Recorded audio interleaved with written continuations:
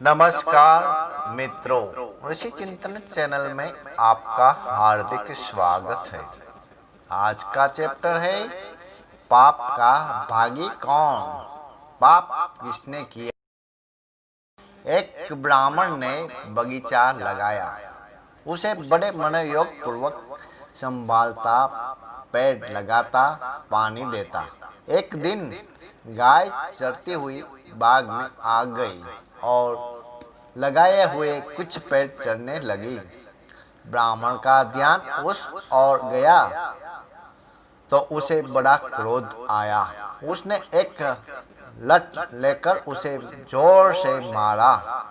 कोई चोट उस गाय पर इतने जोर से पड़ी कि वह वही मर गई।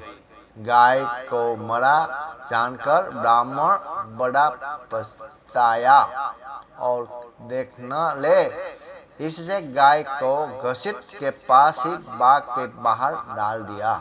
किंतु पाप तो मनुष्य की आत्मा को कोंचता रहता है न, उसे संतोष नहीं हुआ तो गो हत्या के पाप की चिंता ब्राह्मण पर सवार हो गई।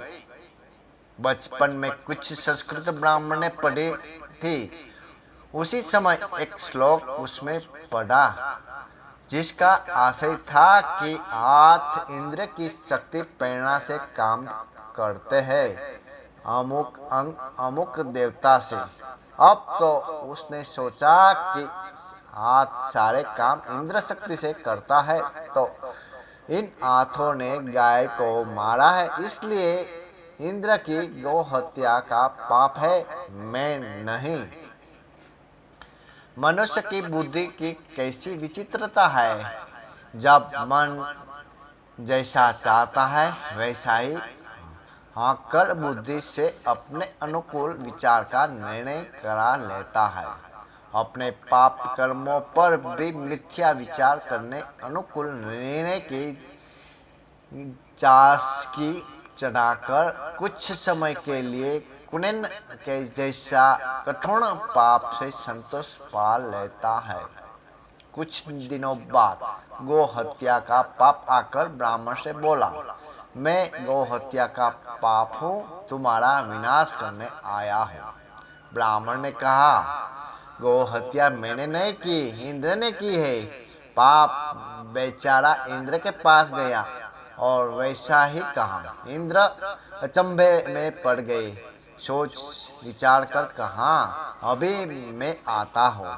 और वे उस ब्राह्मण के बाग के पास में बूढ़े ब्राह्मण का वेश बनाकर गए और तरह तरह की बातें कहते कहते हुए जोर जोर से बाग और उसके लगाने वाले की प्रशंसा करने लगा। प्रशंसा सुनकर ब्राह्मण भी वहां आ गया और अपने बाग लगाने के काम और गुणों का बखान करने लगा। देखो, मैंने ही यह बाग लगाया है, अपने हाथों पेड़ लगाए हैं, अपने हाथों से सींचता हूँ, सब काम बाग का अपने हाथों से करता हूँ।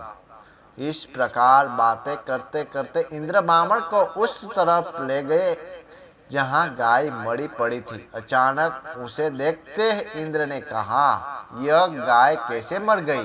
ब्राह्मण बोला, इंद्र ने इससे मारा है।